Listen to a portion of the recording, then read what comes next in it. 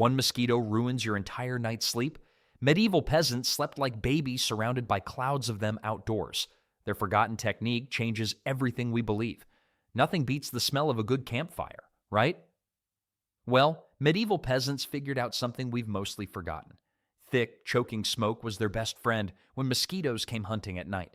These weren't your neat little Boy Scout fires either. Peasants deliberately burned damp wood, wet leaves, and anything else that would create the thickest, most eye-watering smoke possible. The smokier, the better. While we'd probably call the fire department today, they called it survival. Here's the clever part, though. They didn't just light fires randomly and hope for the best. These folks knew exactly where to place their smoky blazes. Fires went upwind from sleeping areas, so the smoke would drift right over their beds like a protective cloud.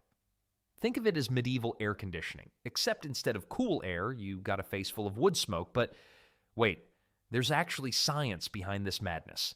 Modern research shows that smoke can reduce mosquito landings by over 50% in open spaces. Those peasants weren't just suffering through smoky nights for nothing. They were onto something big. The really smart ones took it even further. Plain wood smoke worked fine, but why settle for fine when you could have fantastic? They tossed in herbs like mugwort, juniper, and rosemary to create fumes so strong that mosquitoes wouldn't dare come within 10 feet. Mugwort especially, that stuff could probably repel a charging bull, let alone a tiny mosquito. Then there's the genius of doubling up. Cooking fires serve two purposes: dinner and defense. One fire, two jobs, medieval efficiency at its finest. While the stew bubbled away, the smoke kept those blood-sucking pests at bay. No constant swatting, no lying awake scratching bites, just peaceful sleep in a cloud of protective smoke. Sure, they probably woke up smelling like a chimney sweep and coughing like old smokers, but they also woke up without dozens of itchy welts covering their bodies. Fair trade, if you ask me. The funny thing is, we've gotten so fancy with our electric bug zappers and chemical sprays that we've forgotten this simple truth. Sometimes the old ways just work. These peasants had mosquito control figured out with nothing but matches and whatever they could burn. Well, that's just one trick from their playbook. But staying mosquito-free wasn't just about filling the air with smoke. Sometimes the secret was right under their noses, literally. Medieval peasants knew something modern campers figured out the hard way. You can't just hide from mosquitoes, you need to confuse them. These folks would gather bundles of lavender, mint, and other strong-smelling plants, then scatter them around their sleeping spots like nature's own perfume bombs. The idea wasn't to smell pretty for medieval dates, it was pure survival strategy. See, mosquitoes hunt by following carbon dioxide trails and body odor. But when you surround yourself with pungent herbs, you're basically throwing off their GPS system. Makes sense, right? It's like trying to find someone in a crowd when everyone's wearing the same cologne. Some peasants took this further and stuffed wormwood or tansy directly into their bedding. Now, if you've ever smelled wormwood, you know it's not exactly pleasant. Think bitter herbs mixed with old socks. But desperate times called for desperate measures, and a few hours of funky-smelling sleep beat a night of constant buzzing and biting. The really clever part? These plants contain natural oils that mosquitoes genuinely despise. Lavender has compounds called linalool and camphor. Mint produces menthol. These aren't just nice scents. They're chemical warfare against bugs. Medieval records actually document these practices. Monks wrote down recipes for sleeping mixtures that included precise ratios of herbs. One manuscript from 12th century England recommends equal parts dried mint and crushed juniper berries, mixed into straw bedding every 3 days.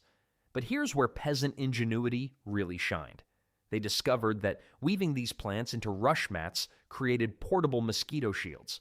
Rush mats were basically medieval sleeping bags, woven grass containers that people could roll up and carry.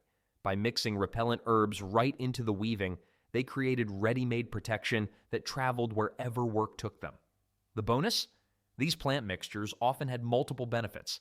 Lavender helped people relax and sleep deeper. Mint cleared stuffy noses. Wormwood supposedly kept away other pests like fleas and lice. Talk about multitasking. Well, this whole plant strategy worked great for covering human scent and creating chemical barriers. But medieval peasants knew that even the best-smelling herbs couldn't solve everything. Sometimes you needed to get physical with the problem, and that meant thinking strategically about where you actually laid your head down for the night. Because location, as they discovered, could make the difference between peaceful sleep and a night spent as an all-you-can-eat mosquito buffet. The question wasn't just what to put around your bed, but where to put the bed itself. Medieval peasants weren't just randomly picking spots to catch some sleep. They had figured out something most of us modern folks completely miss when we're swatting mosquitoes at our backyard barbecues. Location, location, location. These smart cookies knew that mosquitoes love standing water more than teenagers love their phones. Ponds, puddles, and marshy areas were basically five-star hotels for breeding mosquitoes. So what did peasants do? They walked away from the water. Simple as that. But here's where it gets clever. They didn't just avoid water, they actively sought out the windiest spots they could find. High ground became their best friend. Hills, ridges, even small bumps in the landscape offered something magical, constant airflow that kept mosquitoes from hovering around like unwanted dinner guests. Wind speeds above 8 miles per hour make it nearly impossible for mosquitoes to fly properly. They're basically tiny flying disasters in anything stronger than a gentle breeze. Peasants figured this out without weather apps or science degrees. Then there's the tall grass situation. You know those romantic meadows we see in movies? Yeah, mosquitoes absolutely love hiding in that stuff during the day. Medieval peasants learned to avoid sleeping near thick vegetation, especially during summer months when the little bloodsuckers were most active. But wait, here's the really sneaky part that would make any modern camper jealous. Peasants often chose sleeping spots near their livestock. Cows, horses, and pigs acted like living mosquito magnets. These animals produce way more carbon dioxide and body heat than humans, making them irresistible targets for hungry mosquitoes. Smart peasants basically used their farm animals as decoys. While mosquitoes were busy bothering the livestock, humans could sleep relatively peacefully just a stone's throw away. Talk about working smarter, not harder. Even the simplest shelter made a huge difference. A basic lean-to or small overhang blocked mosquitoes from approaching from certain angles.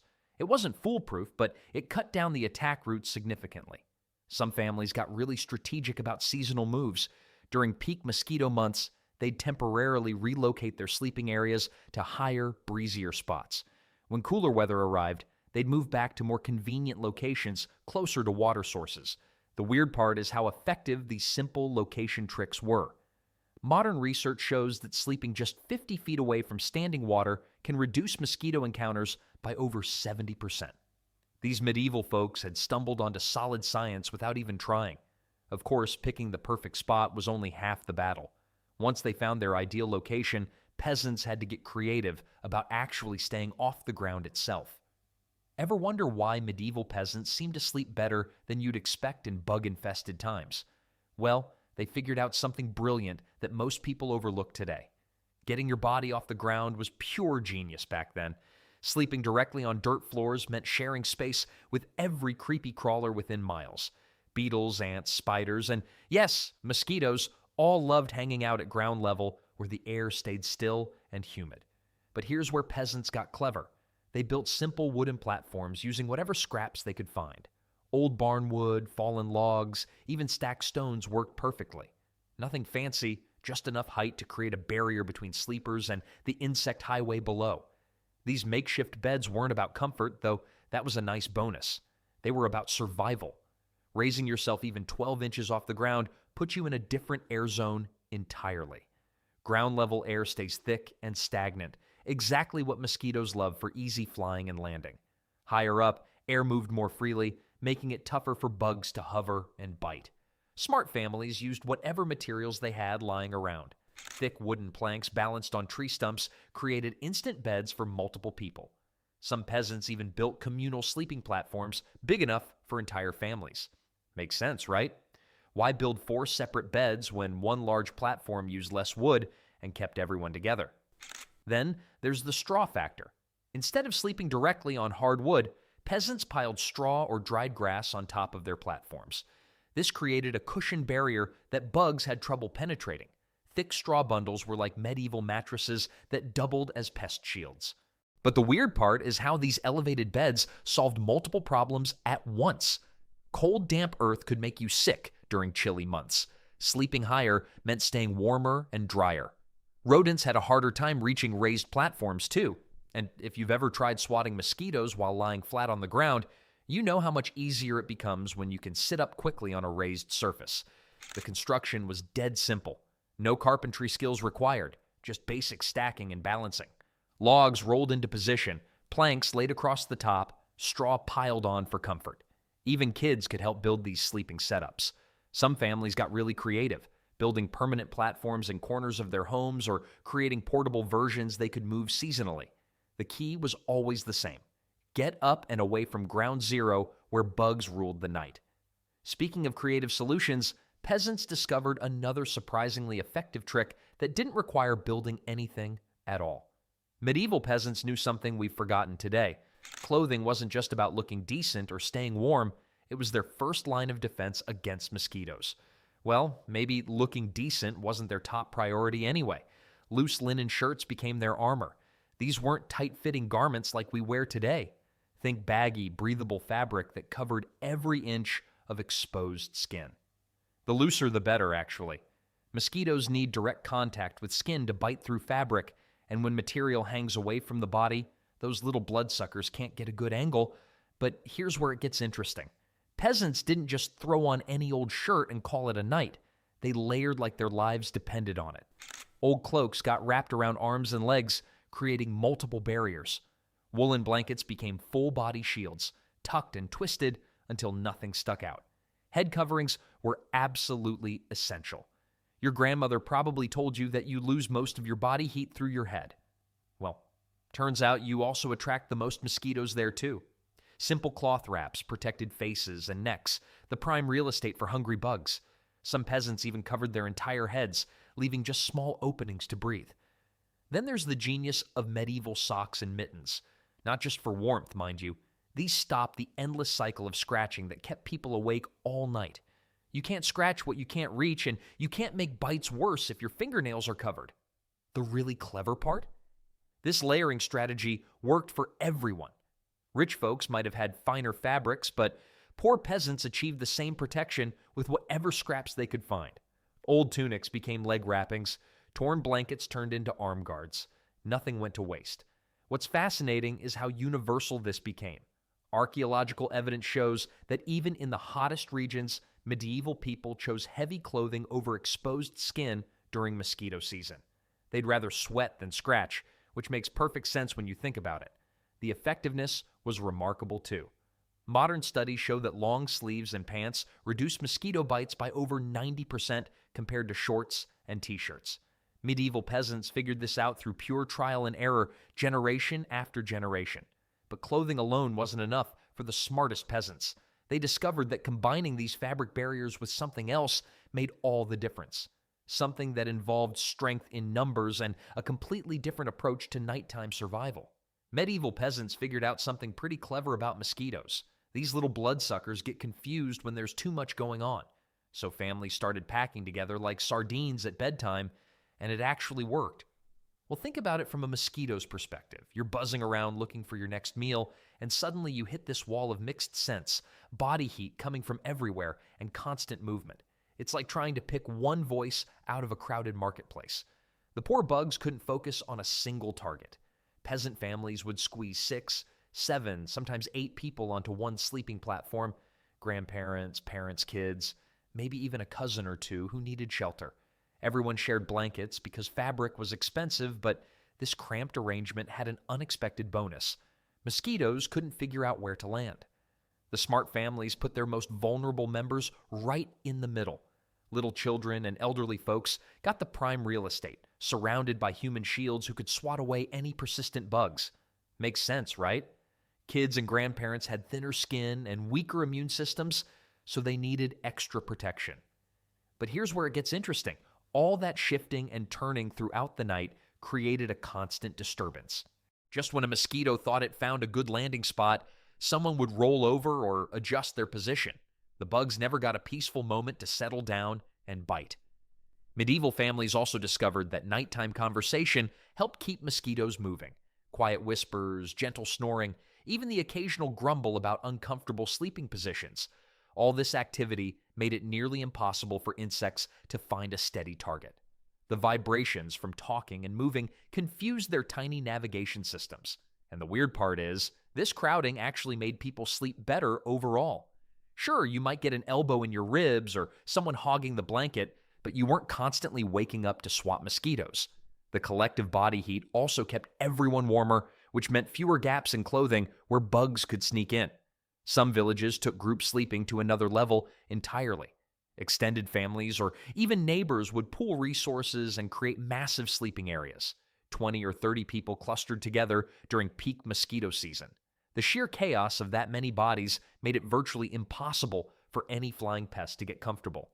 This communal approach to sleep worked so well that some peasants started wondering if they could take their mosquito-fighting strategies even further. What if timing their rest periods differently could give them an even bigger advantage against these persistent pests? Medieval peasants figured out something we modern folks completely missed. Sleep doesn't have to be one long, uninterrupted stretch, especially when mosquitoes are trying to turn you into their personal buffet. Most peasants split their night into 2 or 3 chunks. They'd sleep for 3 hours, wake up naturally, then doze off again. Makes sense, right? Less time lying still meant fewer chances for mosquitoes to find the perfect landing spot on your neck. During those wakeful periods, they weren't just lying there counting sheep. They'd check the fire, add more herbs to keep the smoke going, or swat away any persistent buzzers that made it through their defenses. Some would even relocate entirely if the wind shifted and blew their protective smoke away. But here's where it gets interesting. Peasants treated these short naps like strategic missions. They'd burn small bundles of dried lavender or mint during 20-minute power naps, just enough time to rest without giving mosquitoes a chance to settle in for a proper feast. And the seasonal adjustments? Pure genius. During summer's peak mosquito months, some families abandoned indoor sleeping altogether. They'd wait until late evening when temperatures dropped below what I like to call the mosquito comfort zone. Bugs get sluggish when it's too cold, just like your uncle at a family reunion. Then there's the location switching. Medieval peasants were like nomads in their own villages. Monday night might be near the barn, Tuesday on the hill behind the house, Wednesday back indoors if the weather turned nasty. They followed the mosquito patterns better than modern scientists track migration routes. Well, some creative souls even developed what we call micro-sleeping. 15-minute naps scattered throughout the evening while tending fires or watching animals. Think of it as the medieval version of power napping, except instead of boosting productivity, they were dodging tiny vampires. The really clever families would coordinate their sleep schedules with neighbors. Someone was always awake to maintain the communal smoke fires that protected multiple households, like a medieval neighborhood watch, but for insects instead of thieves. Weather watching became second nature too. Peasants learned that mosquitoes hate strong winds, so breezy nights meant longer, more comfortable sleep periods. Calm, humid evenings called for shorter naps and more vigilance. Of course, all this sleep schedule juggling worked because medieval life moved at a different pace. No alarm clocks, no rigid work schedules demanding 8 hours of straight rest. But even the smartest sleep strategies had their limits. Some peasants discovered their bodies were actually adapting to constant mosquito exposure in surprising ways. Well, here's something that might surprise you. After years of getting chomped on by mosquitoes night after night, medieval peasants actually started developing a weird kind of immunity to the bites. Their bodies basically said, okay, we're done overreacting to these tiny vampires. Makes sense when you think about it, right? Modern folks freak out over a single mosquito bite, but these people were getting dozens every night. Over time, their immune systems just stopped throwing such dramatic tantrums. The swelling went down, the itching became manageable, and sleep became possible again. But here's where it gets really interesting. Historians studying old medical records found that people living near marshes and swampy areas had remarkably fewer complaints about mosquito troubles compared to folks who only dealt with them occasionally. The constant exposure was like a natural vaccination program, except instead of preventing disease, it prevented sleepless nights. Adults develop thick, calloused skin on exposed areas like hands and faces. Think of it as medieval armor, but grown instead of forged.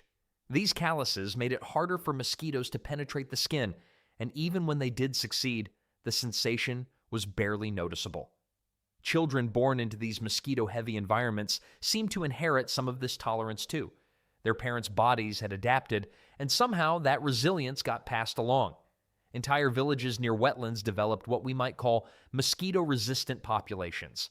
And the weird part is, some people actually developed minor scarring from repeated bites that eventually made their skin less attractive to mosquitoes altogether. The insects prefer smooth, unmarked skin because it's easier to bite through. Battle-scarred peasant skin became naturally repellent. Then there's the psychological adaptation that's equally fascinating. When your body stops screaming about every single bite, your mind learns to ignore them too. Sleep became deeper, more restful, even with mosquitoes buzzing around. Modern research backs this up completely. People who live in mosquito-heavy tropical regions show significantly lower inflammatory responses to bites compared to tourists who visit for just a few weeks.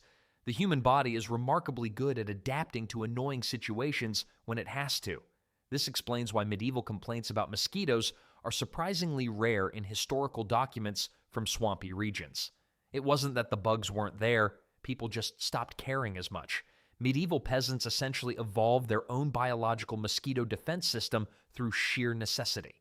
Their bodies became living proof that humans can adapt to almost anything, even nightly aerial assaults from tiny winged tormentors.